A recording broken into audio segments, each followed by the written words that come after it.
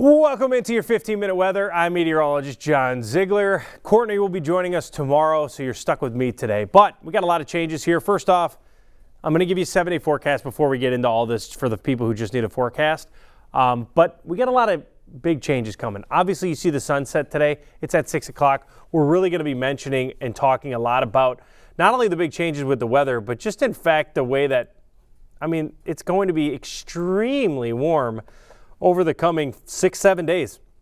I hate saying 6-7, you know what I mean. All right, here's your 7-day forecast.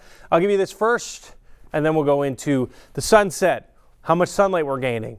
We'll give you a preview for March, what I think the whole month of March looks like, because I don't think it's going to look like this. And we got a lot to jump into here over the next 14 minutes.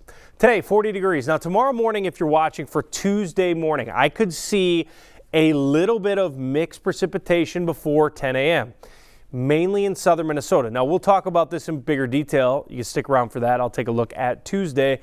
But if you just need a quick forecast, Tuesday morning drizzle. I'm a little concerned with the temp at 31 that we could have a few slick spots. The better chance for slick roads will be St. Cloud South. If you're St. Cloud North, I do not expect any precip on Tuesday. Tuesday afternoon, once we get to 10 a.m., it doesn't matter what's falling out of the sky. It will be warm. So tomorrow after 10 a.m., we're into the 40s. 52 by Wednesday. Wednesday to me looks like the day that could accelerate. We could see that temperature really fly into the 50s. I could see 55, 56. Some variables, obviously how much sunshine and how much snow is gone.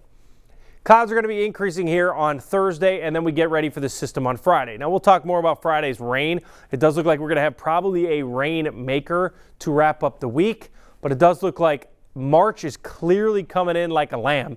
We're not looking at any big temperature swings, just warmth. We're on the warm side of every system. How I look at March is we get 3 or 4 major low pressure centers. There might be one on Friday, a strong low pressure center Friday. You either get rain, thunderstorms, or snow on those. You get about 4 chances. Usually it's half and half. So the first one's rain. I don't know when the next one's going to be, but let's say it's in a week and a half. Could that one be snow? Sure. Snow chances are definitely possible. I don't see a quiet month at all, to be completely honest with you. So folks need to enjoy this week as we're going to be having very comfortable, warm conditions, a lot of good walking weather for you to get outside and enjoy. All right, let's get back to the beginning. We're going to nerd out a little bit. For folks that want to talk about the sunrise and sunset, the sunset today, 6:02 p.m. Now, technically, I didn't see you yesterday, but the first 6 p.m. sunset of the year was actually March 1st. It's now 6:02. Literally every day, we're gaining maximum amount of sunlight. We're gaining about 3 minutes of sunlight every single day. So let's look at this. This is the day length by month, gaining daytime or sunlight. We're in what we call solar spring. In fact, we're in the middle of this. So this is the exponential part of the curve where we're gaining rapid daylight. We're actually gaining, I want to look at the specifics. I know it's over 3 minutes, but let's see what we're gaining here in the metro. So, excuse me, we are gaining, you had time to take a guess, 3 minutes and 6 seconds. Now, the maximum amount, truly, the maximum amount, obviously you can't see in here, I'll give you the exact amount of days. The maximum we go to is 3 minutes and 9 seconds. To put that in perspective, we're at 3 minutes and 6 seconds. So the maximum amount of time added in a day is from March 12th through March 15th.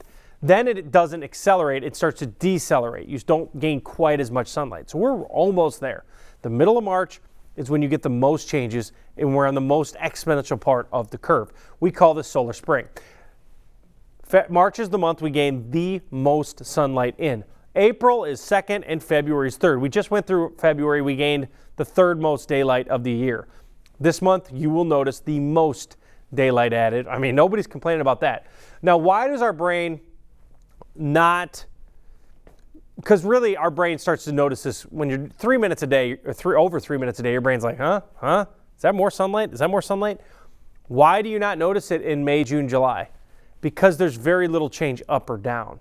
In fact, there's almost no change in June, just seconds each day. You're not going to notice that. In June, you don't notice it. In fact, in July, you really don't notice it either. This would be fall, solar fall, which is August, September, and October, that's when you lose the most sunlight. So August, you start to go, huh? And then September, it's gone, right? September is the opposite of March with daylight. Okay, there you go. You understand. Now you can see that here as we go to the next slide. The next slide shows us how much daylight we actually gain. So there's January, there's February, was 70 minutes. This month alone, we gained 90 minutes. Northern Minnesota, we actually gained 100 minutes of daylight across the northern part of the country. Southern part of the country, very little, but 40 minutes for them, that is pretty extreme, and they keep it there. Now, April, we gain 80 minutes, so you'll notice massive changes for the next 60 days. In the next 60 days, just 60 days, we will go from somewhat darkness to tons of light. By the end of April, there's so much light outside. The sun is up, it's in the 5 o'clock hour and the early 5 o'clock hour, and the sun goes down in the late 8 o'clock hour. In 2 months, that happens. So this is rapidly changing. Once you get to May, you're still adding sunlight, but it's very little, and then you start to gain very little, or you stagnate once you get to June. Now, the months where we start to lose them, yeah, we start to lose a little in July, but anytime it's 40, that's only a minute a day. Your brain doesn't actually, it doesn't trigger your brain. A minute a day doesn't, and I say that there's no scientific reasoning. I'm just saying it doesn't trigger your brain because, let's be honest with you, it doesn't trigger my brain. That's my scientific backing. I don't notice it in July, but it's happening. And then August, we really start to lose it. 80 minutes, and then by the time we get to September, we lose 90 minutes of sunlight. All right, let's talk about some snowfall stats here. Twin Cities, 37.2, the average, 39.9. Yeah, we missed. I came on here and we talked about Friday's forecast. If that was the last thing we saw, first off, I'm sorry. Second off, I gave the best percentages I could. It's not that I mean, the models missed. In my head, it's exactly how I thought it would play out. Because I knew that we were not going to know who got the band. I knew it was not possible. In fact, I wrote an article that said it's not possible to know where the band is going to be. And the band was there. It hit Mankato to Rochester, where they got 10 inches of snow. Crazy. So 0 or 10 was the forecast. St. Cloud, you're falling way behind. Your average of 35.2. Duluth, 54, average of 68. International Falls, also 10. So we're all at least 10 except for the metro. Now let's take a look at snow depth here. There's your snow that you had on the 19th of February. And now, look at the melting. Rapid melting. Even this weekend, why is this happening? You would not think that we would melt the snow this fast from 8 inches. The reason for that is you guessed it. Maybe you didn't. Well, it's the sun angle, the sunlight. Compacting is more at this time of the year, so compacting means this. So temperatures are compact. It's compacting even if it's below freezing. And then you go above freezing, you lose it. It's not January anymore. The sun is very strong. So it's very difficult to hold a snowpack. That is very key to the high temperatures that you're going to see. Now let's preview March. March, the average snowfall is 8.2 for the month. Well, the next 7 days we're having 0. Why is March an interesting month? You think you get a bunch of clipper systems in March? No. What is this? That's usually one event, maybe 2. Do I think we'll get it? Sure, I do think we will. That's my guess. I don't really know, but I do think we're going to get the 8 inches of snow this year. That's my hunch.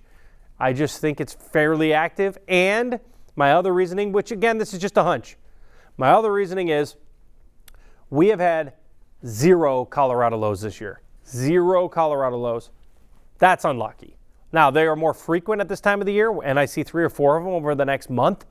So all you need is to land one of them to get 8 inches. So that's my guess.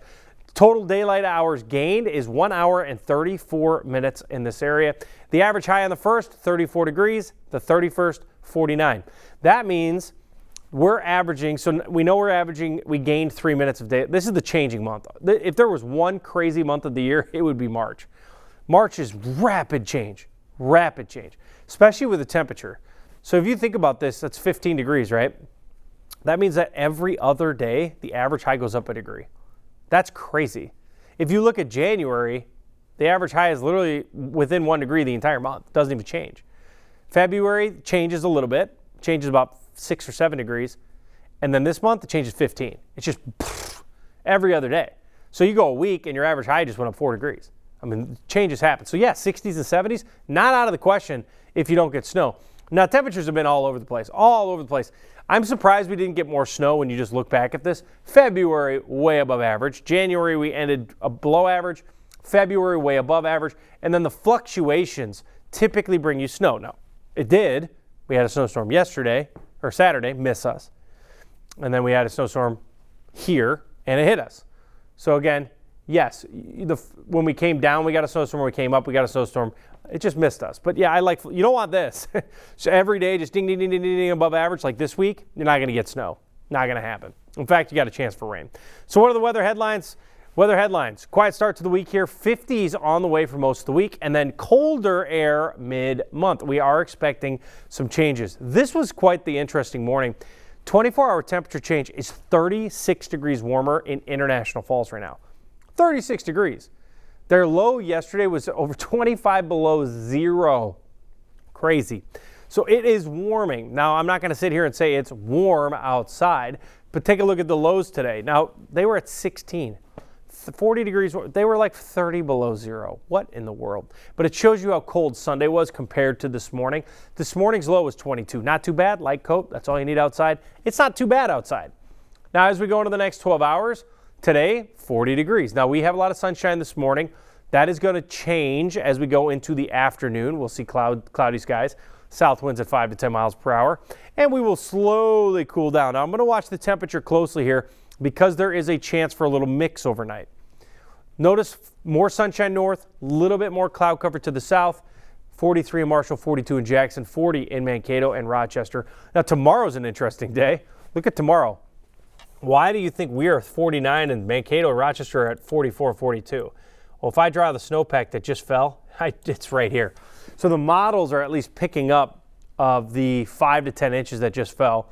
I mean, if we live in a vacuum, which most of us do, you know what I mean? Vacuums, like you just drive to work and you're like, that's the weather in the state.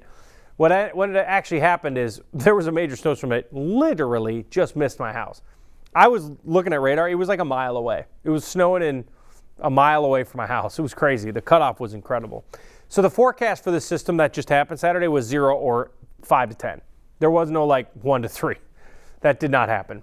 So sometimes when that happens, the public, to be honest with you, you're in trouble. Public can't understand that. It's difficult, right? 1 to 3, 2 to 4, 5 to 10, right? You want to get up to that area. You can't just go 0 and then 5 to 10. That's so confusing. But no, we didn't know it was going to be exactly there. Regardless, they have to melt their snow. Rochester's at 42. We're going to be at 49 tomorrow. Now let's see a little bit of this mix coming in here. It's a very weak system. Notice how it comes in as rain. This is 6 p.m. tonight. You'll see down here in Marshall, Jackson. See how it catches that snowpack? It's unbelievable how much that. You know, I focus a lot on this show about snowpack, but it is everything. It's like a freezer. This rain comes in, hits the snowpack, boom, changes the snow, or mix, or freezing rain. So watch out. That same area I highlighted is the same area late tonight through tomorrow morning. We could have some slick spots, but to me it looks pretty early. And this is really 12 to 5 in the morning, and then we'll actually start clearing out by the time we get into tomorrow afternoon. The big story this week is the temps. You'll watch them start to climb here. Tomorrow 50. By the time we get into Wednesday, 55, 56 in Wilmer. Temperatures continue to climb. Lows at 32 on Thursday. Highs at 55. Mankato possibly 60 if Mankato can melt the snow. That's going to be the big if. The best chance for precipitation over the next 7 days, clearly Friday. Now Friday, it looks very unlikely to be snow, but Friday during the day, I would anticipate rain. So if you got plans outside, rain is going to be likely on Friday. Already hitting 80% is a very high percentage for rain.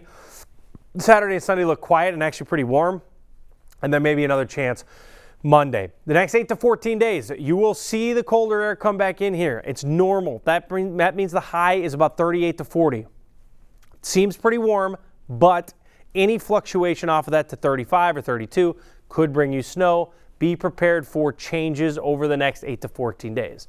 Up until then, in like a lamb. We'll see if it goes out like a lion.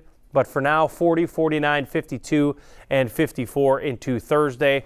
Friday right now looks like it's almost guaranteed, but no, it's 80% chance for rain already on Friday.